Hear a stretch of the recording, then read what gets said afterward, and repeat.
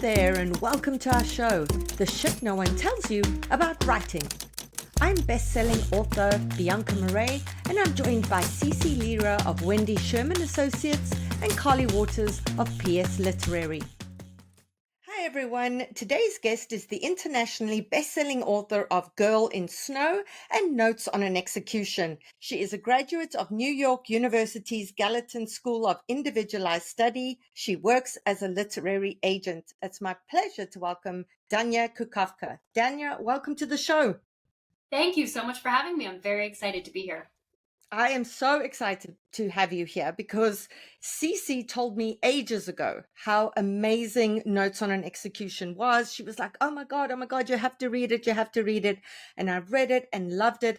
And it only then occurred to me that I think you and I actually met in 2017 at Book Expo America. Right, because both of our debuts were chosen as Indies Introduce program books for the American Booksellers Association. Oh my gosh, you were there. That is Yes. so funny. Wow. Yeah, it feels like a million years ago, but I do remember it. That's too funny. I love it. It was one of the last ones, I think, actually. They didn't have too many after that, but it was just so incredible to be there, have a debut chosen as an Indies Introduce, which was incredible. And then I was like, I've met this woman and I loved your debut as well. So then it made sense why I loved this one so much. So for our listeners, if you're having a look on our YouTube channel, I'm holding up Notes on an Execution. I think there's multiple covers probably at this point because the book has done so well, but it's a beautiful cover. Right. So there is so much I want to discuss with you today, Danya. Before we begin, I just want to ask about the inspiration for the novel as well as the vision that you had for what you wanted the novel to be. Yeah, the inspiration for the novel, I think, was just the fact of consuming a lot in this genre. I've always been a fan of true crime. I've always listened to the podcasts and watched the documentaries and read all the books. I love true crime. I also love a mystery. My first book, Girl in Snow, is much more of a whodunit. Like, first page you have a dead body, on the last page you find out who did it. And I mean, I like to think it does a little more than that too, but it had that classic structure. And with Notes on an Execution, I really wanted to try something different and to interrogate the very genre we're looking at, right? So I felt that I wanted to do something new with it. And I also had always been fascinated with serial killers in a way that I couldn't understand about myself. And I think in a way that a lot of people don't understand. Why are we watching these documentaries over and over and over again? Why do they keep coming out? I think there are 13 documentaries about Ted Bundy that have been made. Why do we love that guy so much? I don't know the answer, but I wanted to at least ask the question. And I love how you've said average men become interesting when they start hurting women. And that is so damn true. And you also said in your author's note, you wanted to look at what we lose when women die, what the victims would be like as adults, because there's so much focus put on the serial killer themselves. And then you also finished with, the story of the serial killer is bigger than the bodies he leaves behind. It encompasses an infinite web, an elaborate tangle of predominantly female trauma and endurance. There is a question lurking in the dark corners of that weary tale. I wrote this novel because I needed to ask. I needed to look. I am tired of seeing Ted Bundy's face. This is the book for the woman who survived. Dun, dun, dun. Goosebumps. Absolutely love it. So something that I just want to explore before we look into so much of the intentionality of this novel is, I know before I begin writing, I have this idea and it's this perfect idea. And it's like you can hear angels singing and it's glowing. And then you start putting, pen to paper, or you start typing out the words, and nothing can ever live up to this idea that you had of it. But this novel seems so perfect. It's just so wonderful. So do you feel like the end product lived up to the vision that you had for the book when you started out writing it, or did that evolve as you went along? I don't think I had the vision for the book until it was over, until I had written the whole thing. And I think the vision sort of came to me as my editor and my agent said, "Oh, this is what you've done."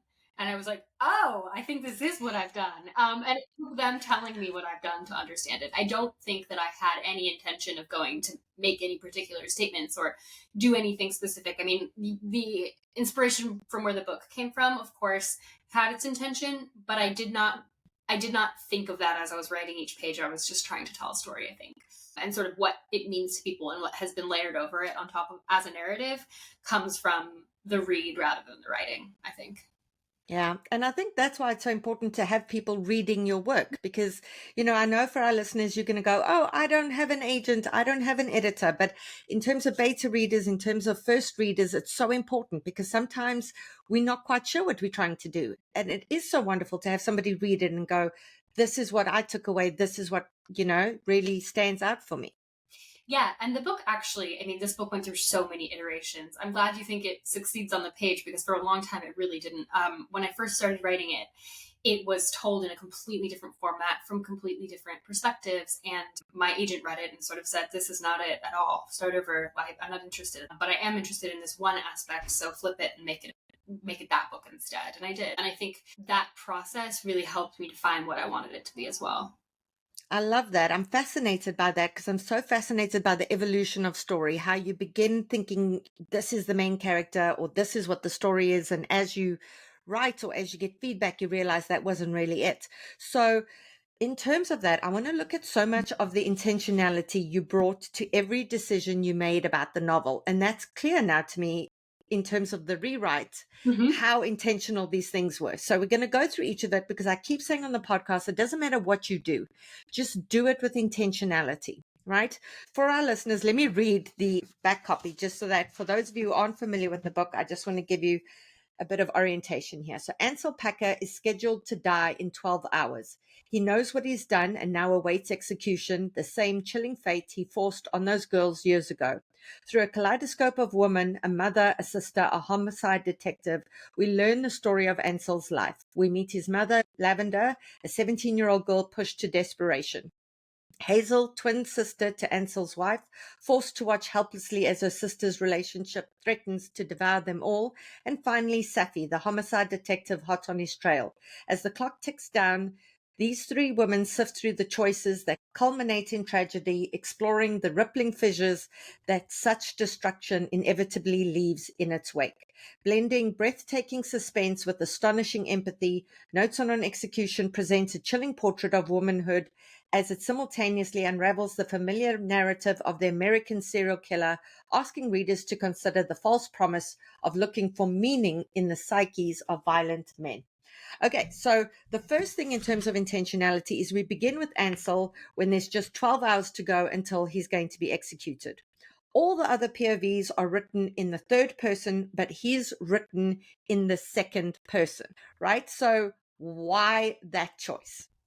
This is a long story, but I'm going to tell it to you. Yes. So when I first started writing this book, I thought it belonged to Ansel, the serial killer. I thought this was his novel, and I had no intention of flipping it on its head, whatever. I was trying to investigate my interest in serial killers by going into the mind of the serial killer and thinking about it that way. So the first draft I turned into my agent was a book told from Ansel's perspective that spanned from his birth to his death, alternating with chapters from a character who's barely in it anymore, named Blue. And Blue had this teenage love triangle going on. Ansel had murdered a sibling of hers that she now no longer has in the book. So it was totally, totally different. Half the book was told from Ansel. The first main chapter, which is told from his mother, Lavender, it started with that, but from his perspective as a child. And the only thing that stayed from that first draft was the scene set in the prison, which counted down the last hours of his life. And that was only one chapter of the book. It was maybe like 10 pages. And my agent read it and very thoughtfully said, that part is interesting. And then she said to me something I'll never forget, which is, what about the women? What about the women? I think this is a book about them instead. And that just really clicked for me. That plus the notes about the prison being more interesting. I then stretched out the structure of the book so that the whole thing takes place in a 12-hour countdown with the women's stories interspersed in between. Ansel actually takes up I think 10 or 15% of the book now. His chapters are very short compared to the women's. And when I first sat down to write them, I kept them in the third person. So the first line is, you are a fingerprint. It had started as, he is a fingerprint. And I wrote the entirety of Ansel's sections in the third person. And they felt so flat. I felt something was missing. And I was watching yet another Ted Bundy documentary and thinking to myself, why am I here? Why are we doing this? And the concept, I think, is to bring ourselves close to what it feels like to be a person that bad, a person who makes those horrible decisions, a person who is evil in this way. We're so curious about it. It's morbid. It's kind of obscene, right? And I thought, well, what if the reader is the serial killer then? The serial killer is you. You are a fingerprint, right? And it brings you so much closer. And I went back and I literally just transcribed everything from the third person into the second, and it came alive. It was like a lightning bolt. I've never had an experience like that since. No, it was incredible. And I love how you make us the serial killer. But besides that, there was even another side to it that felt like Ansel was telling his story to himself. The other Mm-hmm. you could have been Ansel because he's so disconnected, right? He doesn't know how to feel things properly. He doesn't know how to behave. He's always looking at other people for cues on how to do this. And so the whole time it had that double thread where we are the serial killer and Ansel's just so disconnected from himself that it's almost like he's telling the story to himself. Absolutely. He's super into self mythologizing. He has this thing he calls the theory, right? Which is the stack of nonsense rubbish he's been writing. And we later find out that it's utter nonsense. It's basically incomprehensible. It's a puddle of nonsense that he thinks is this brand new, fresh take on philosophy. But it's basically like, a freshman in college has taken a philosophy 101 class. And it later comes to light via other characters that that's what he's writing. But he believes that he's smart. He believes that he's so different from all the other men in this prison because he is thinking deeply about right and wrong. He's thinking deeply about himself. And so he's telling the story of himself to himself in a way that lets him off the hook or tries to let him off the hook until the moment where it can. Yeah, it is because he's trying to, it's more than trying to make sense of his life. He's trying to excuse the decisions he's made, etc., etc. So there is that mythologizing. And I love the part where the prison warden goes, "Oh, it's a manifesto. Like I've seen hundreds of these." And he gets so upset. He's like, "It's not a manifesto because I'm more special than these other people who've written the manifestos." Mm-hmm. But it totally is. What else would it be? Of course, it's a manifesto, right? Absolutely. Absolutely. Yeah, that just made me giggle because he gets so offended. He really gets upset. All right. So the novel has multiple POVs besides Ansel's. So we have Lavender, his mother, Hazel, who's his ex-wife's sister, and Safi, the detective. Now, this brings back to something you said, because you started off with Blue as a POV character. And I don't want to give away in the story who Blue is, but there are two other women who you could have told the story from as well. Shauna, who's a prison guard who he kind of develops a relationship with. And then there was Blue. So I think when it comes to intentionality in a story, it's as important to go, these are the characters I'm including for these reasons, and these are the ones I'm taking out or I'm excluding. So if you can speak a bit about why those three women and why leaving out the other ones, especially considering you started with Blue. It's an interesting fact that you pinpointed that because I held quite a series of auditions, is how I'm looking at it now in retrospect. At the time, I just wasn't sure what story I wanted to tell. I knew Lavender would be one of the characters. I knew Safi, who later becomes a detective, would be one of the characters, but I did not know she would later become a detective. I had started out saying, okay, if this is a story about the women, then who are the women? I knew I had Lavender, I knew I had Safi, and then from there, I went in a ton of other directions. I wrote a chapter from a character named Olympia, who is a employee at the Dairy Queen where Ansel works. I wrote a chapter from the perspective of Cheryl, who is an adoptive mother later on in the book. I wrote a chapter from a courtroom illustrator who no longer even exists. I tried to write some from Shauna. It didn't work. The voice just wasn't right. But when I found Hazel, who had originally been a younger sister to Jenny, who is Ansel's wife, I sort of thought, okay, these three are the most interesting. I thought they were the most interesting. And I had sort of planned out the rest of the book to write 12 women. And I gave the first three to a friend who read it. Shout out to my friend Janessa, who read it very early and said, I like these women. Why don't you have them come back? And there was this click where I was like, oh, I know exactly where Lavender is going to be in another 30 years. And of course, Safi's going to become a detective. And of course, Hazel's going to have this really complicated relationship with her sister when they become adults, right? And that was the moment the whole book sort of just unfurled in front of me, was when I found those three. But it wasn't for lack of trying everybody else. Yeah, and this is what I mean all the time when I say circle the building of your work. You Mm-hmm. know, Danya circled this building like a Boy. mofo. There's a lot of circling happening here. Yes. But also in terms of, so Jenny is the one who ends up married to Ansel. Mm-hmm. And so why not her perspective? Why her sister's perspective? I tried her first. I actually wrote many thousands of words from Jenny, and she was too enamored with Ansel. I needed someone who could see through him. I needed someone who could see him much more clearly and who wasn't being fooled by him, right? And part of Hazel's perspective is that she's watching her sister get tugged under the waves by this guy, and she can sort of, she gets it, but she also is scared of it. Yeah. And there's nothing worse than feeling so helpless when you see someone you love in the thrall of somebody like this, and you can see, through them, and they can't see it. And you just feel so utterly, utterly helpless. So I love that we had it from Hazel's perspective, because we got that sense of impending doom, that this is not going to end well. And yet we still had access to Jenny through Ansel's POV, and we had access to Jenny through Hazel's POV. So we still see Jenny, even though we're not in her point of view. Exactly. And I loved, there was a moment where I knew I was on the right track when I was writing Hazel's point of view, and I was writing the scene of Jenny and Ansel's wedding, and they're dancing together in their first dance. And Ansel's so charming, charming, charming. And from Hazel in the audience, she can see that as he turns in the dance, his smile just falls completely off his face, right? And that's something that Jenny herself would never be able to see. His smile was fake all along, right? And Hazel can see it, but Jenny's dancing. Yeah. Yeah, she's in the moment. It's her wedding day. So, yeah. All right. So, can we talk about the structural framework of taking us into the past and bringing us back repeatedly to Ansel as the time ticks away until his execution? This kind of structure, like, what did it allow you to do in terms of pacing and tension? I had to be very thoughtful about where my clues for the front story were coming into the backstory. And that was something that just takes trial and error. I think that's something that you just have to try. And if it feels like things are moving too fast, you have to pull them back. And if it feels like they're moving too slow, you have to push them forward. And I don't think there's any way I could have sat down and planned that out before writing it. I think it had to come just as I was working on the chapters as they were going. Yeah. Yeah. That is something that's organic, that you've got to, it's like a tuning fork, you have to feel for the emotional calibration of it. I have a follow up question. Before that, a word from our sponsors. Okay, great. So a follow up question to that is, the challenge in this kind of framework is to make the present day storyline as compelling as the past, which you could have done entirely through interiority and emotionality alone. Because to be a person who understands that in 2 hours' time you will die is a big thing. There's a lot of reckoning that you can imagine will be happening, and there's a lot of feeling, etc. But without giving anything away, I want to say that you included a lot of plot elements as well to heighten the tension and make it especially fraught. Was that something that was automatically there? Was that something that came with the rewrites? Speak to us about that process.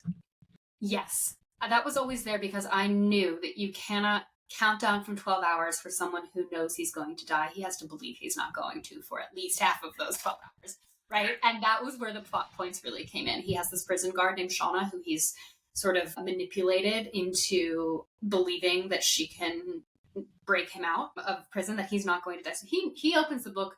He knows the countdown is happening, but he's like, I'm better than that. I'm special, right? And there comes a point at the very, very middle of the book, right in that crux where you're like, what's going to happen now? That is just sort of a structural boon in the way that, you look at the structure of any novel and you can say, is this a 3-act? Is this a 5-act? I think this one might be a 5-act. A friend once told me it was a 5-act, but I'm not sure though. It was after written.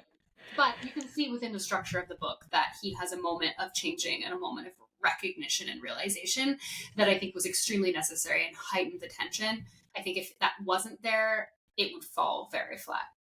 Yeah, but that ticking clock just makes it feel that much more fraught. And it's so interesting because there's a part that goes, this is a terrible person. He has done terrible things, and you know that he's going to die, but there's a part that almost doesn't want him to die. Like, you just wrote it so brilliantly, because I was just so constantly conflicted. But I like that my attention wasn't on him. My attention was on the victims the whole time, because you keep showing Safi thinking of the victims as they would be later in life. And for many of them, what she imagines for them is so mundane. It's not that she imagines that they go on to become Pulitzer Prize winning chemists or whatever. It's just, being moms, just painting their nails or cooking dinner, which was incredible. That specificity really made them come alive. So can you speak a bit about writing them that way? Yeah, that was a much later addition into the book, actually. That was really a question of how can you write a book about a serial killer? How can you write about murder without really thinking about the victims themselves? And I hadn't done much thinking about them for a long time. They were sort of these symbols of what he had done rather than people. And the people who populate the story are the women in his life, not the victims. And I did want to make that distinction because I think many books focus on the victims, and I was interested in the living women around him. But you have to pay tribute to the people who have sort of died in your serial killer's hands, I think. And that was my intention there, was really to let them have a moment to sing. They didn't have the whole book. They didn't really have perspective chapters, but they did have a moment where they got to say their piece. Yeah, and the fact is that they didn't have to become Pulitzer Prize winning chemists for their lives to have been worthy. Anything they chose to do with their lives meant they had that choice. It wasn't taken away from them. And there is that poignancy that really tugs at you throughout. I remember the moment one of those scenes came to me.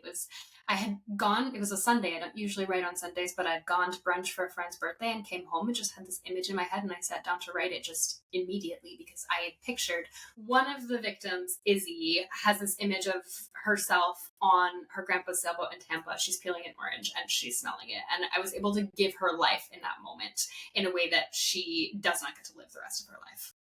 Yeah. Yeah. Okay. So other things in terms of intentionality, you chose not to use traditional quotation marks in Ansel's POV, but you used them in the woman's. Again, why that choice? I wanted to give him a really distinct sense of style. And I felt that, maybe it was literary ego. I don't know. It's kind of cool to not use quotation marks, right? It was kind of fun. I felt like I had a lot of fun with it on the sentence level. It was just a stylistic choice that I liked. But it's funny, I'm working on a new book now and I don't have that desire in this new book. I'm just doing it with regular quotation marks. Yeah. Mhm. But I think so much of his perspective is so much interiority. It's so much thinking because he's just sitting there, he doesn't have agency generally. He is just thinking. And so I liked that there was this crossover between his thoughts and what people had actually said because it was him remembering them. So it was a great stylistic choice, I thought, in his POV.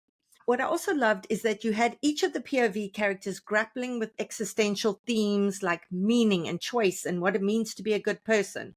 Not just Ansel, because he's the one who views himself as an intellectual, and the other women don't. And yet they're all grappling with these things. That's like the golden thread through all the POVs. Yeah, I think the women are essentially more human than Ansel is, and that was intentional. I think they have families, they have love, they have empathy, they have questions, they have self awareness in a way that Ansel really doesn't about himself. He's all ego, he's all narcissism, and he's all sort of like faux philosophy, right? And he's selfish, he's egocentric, and the women are able to see beyond themselves and actually ask the questions that he only is grazing the surface of. Yeah, but and also like guilt. If you look at the themes of guilt, look at Lavender's guilt. There's so much guilt woven through her story. And she's not the person who's been murdering people, but he has zero guilt about any of it. Exactly. And how women blame themselves for the actions of men comes through in every perspective. So many of the chapters are written almost as short vignettes that are strung together, as opposed to really letting the reader sink into a scene. They not allowed to be too comfortable in each scene, and we jump around quite a bit. What does that allow you as the writer to achieve while also, giving the reader snapshots of what they need, but not letting them become too complacent? Tension. I think it's all about tension. When I felt myself getting bored in one space, that's when you have to move, right? Actually, you have to move before you get bored in one space. I think every chapter needs to feel like the reader is getting a little bite of something amazing, but not the whole thing, so they need to keep going, right? And I think any form of writing should implement that in some way, some form of tension, some form of stakes, and some form of freshness and surprise. And that's why it jumps around so often, because when I felt that I was getting stale somewhere, I was like, nope, let's freshen this up, let's go somewhere else. Amazing. All right. So there were also instances which I loved where you led the reader very particularly to them reaching certain conclusions about what they thought was happening in that moment. And they feel like they've read between the lines and they think they know what's happened. And then later you rip that out from under them and all their assumptions are upended. Can you speak a bit about doing that in a way that the reader doesn't feel manipulated or they don't feel like, oh man, I'm being strung along here? Because there were a few instances, like there's an instance with Lavender as she's in the ocean And I'm like, okay, I think I know what's happening here. Wow, I think I really know. And then later I'm like, nope, didn't know what was happening here. You know, it's funny you mentioned that specific moment because I also didn't know what was actually happening there or not. I left it rather open ended as she's walking into the ocean, what's going to happen to her, right? And when this book was just one chapter of Lavender, I was happy to let the reader make whatever conclusion they wanted. But when I realized that actually she was going to be a returning character, I did have to answer that question. So actually, I think most of those moments came from me not knowing at the beginning and then actually answering them. I love that because I'm a huge pantser and I believe if I'm surprised, my reader's going to be surprised. Mhm. And there are instances where the reader really thinks they know what's happening. And I love it when I think I know what's happening and it turns out I don't, because I'll try and fill in the blanks and then I'll be like, you kept me on my toes. I like that. Right. So I just want to read two examples of Danya's writing. It's just exquisite on the line level. It's perfect. This is what we come to literary fiction for, because it just makes us think about the human condition. So here we go. Safi knew how to solve a mystery. She knew that itch, the restless tingling at the tips of her fingers, the hunt and the capture, the rush and release. She knew how to twist and fray each morsel of information, tugging tiny threads until the whole thing dissolved. A mystery Safi could unravel, then study, an exact and unequivocal science. But some cases evolved beyond mystery into something more crooked, more complex. The worst kind of mystery transcended its own body, transformed into a brand new sort of monster. Some cases turned cannibal, devouring themselves until there was nothing left but grizzle. Just stunning. Here's another paragraph. Every brain was different in its deviance. Human hurt manifested in select, mysterious ways. It was a matter of finding the trigger point, the place where pain had landed and festered, the soft spot in every hard person that pushed them to violence. Safi knew it was a matter of learning those intricacies, of trying to understand, an act that felt intolerably intimate, unbearably human, sometimes like a twisted form of love. I'm going to assume, Danya, that you've studied philosophy at some point in your life. You know, I have not. I actually had to Google like Philosophy 101 for some of Ansel's chapters, especially like, you know, thinking about who he would be quoting and who he would be thinking about. Yeah, but you're a deep thinker, and you can see that in this. There were so many times that I stopped and I was highlighting, and I was like, oh my God, I never thought of it that way before. So, I mean, I feel like that's part of our job as writers, is to let the readers see our worlds in ways that they might not ever have perceived it themselves. Absolutely. You know, I don't really know where that comes from in me either. I really don't. It wasn't as though I sat down to ask that question or to write that paragraph even. It just kind of, I don't know, I think that's the thing about a creative act, right? Is it plumbs the depths in some ways, right? I think I don't know, we do this because we want to be able to reach that state, right? That heightened state where we're asking the deeper questions of what it means to be a person. That's why we write and that's why we read. And often when I'm writing, I have no idea how I got there or how I reached that moment or how I reached that language. It just exists. I don't know. It's like magic, right? Yeah, that's when the angels are singing. Okay, Yes. so last question, because I know our readers are going to want to know. So, as an agent, I mean, it's fascinating that you're such a brilliant author and you're an agent. So, as an agent, are you very editorial? Do you struggle not to, put too much of your voice into your client's work? How does that work for you? Yes, I'm extremely editorial. And it is, I mean, I love it. That's why I do it because I feel like I have the skill set to see what a book can be before it is actually that book and partner with that person to help them make it that version of the book before we send it out. And that is so much of my job. And that's the part I really love the most, actually, is seeing something, seeing its potential, working with the author to make it the best it can be. And then the both of us bringing it out into the world and saying, what do you guys think? And when the answer is that everyone else loves it too, it's the most satisfying thing in the world. I love that you said both of us, because I know with my recent book, my agent Cece was like, every time we hit a milestone or we hit bestseller list, she would be like, congratulations to you. And I'd be like, no, congratulations to us, because it really is a team effort. It truly, truly is. Are you open to queries at all or not open to queries? I know our listeners would like to know that as well. Yes, I am open to queries now. And I'm actively looking for new clients at the moment, actually. I've had a great couple of years agenting and I've sold a lot of my books. So I'm really looking for new clients. You can find me on the Trellis website, Trellis Literary Management. I have a whole manuscript wish list on there. And then I have things that I'm specifically not looking for. And the query form is through the website as well. But I will say here, I look always for, I like to say, literary fiction that is wearing some kind of genre sunglasses, right? So, in a similar vein to Notes on an Execution, I love literary fiction that works and plays with crime, thriller, suspense, mystery. I love literary fiction that veers into speculative, really light speculative, or horror elements. And I love straight literary fiction too. You know, grounded people in the real world, but it has to be doing something different with form and with structure and with voice. And I'll put this out into the universe. I'm particularly looking for new kinds of mysteries and thrillers, specifically from writers on the margins who are telling a different kind of story within the same genre bounds that I love. Amazing. Thank you so much, Danya. So for our listeners, we are linking to Notes on an Execution on our bookshop.org affiliate page. If you get the book there, you support an independent bookstore and the podcast at the same time. We can't wait to have you back with whatever's next. Thank you. Thank you for having me. And that's it for today's episode. I hope you'll join us for next week's show. In the meantime, keep at it. Remember, it just takes one yes.